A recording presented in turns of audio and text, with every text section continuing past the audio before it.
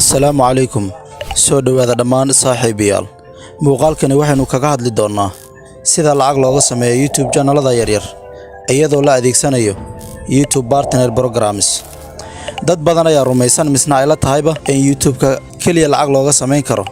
marka lagu xiro AdSense balse waxaa jira wadiiqooyin kale oo lacag looga sameyn karo kanaalada yaryar ee soo koraya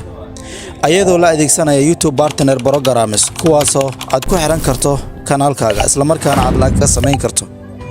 YouTube Partner Programyada ugu caansan waxaa ka mid ah Scaleup, MediaCube, Fullscreen, Union for Games, Let's Bancorp, Bing Network, Disney Fandom,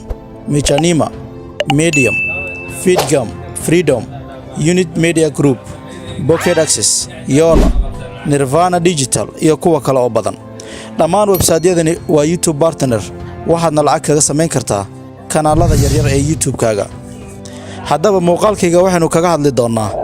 ayagoo faahfaahsan iyo waxay kaga duwan yihiin Google AdSense intaynu muuqaalka mid la mid ah aynu dib uga kulmi doonaa laydinkii isma dhaafin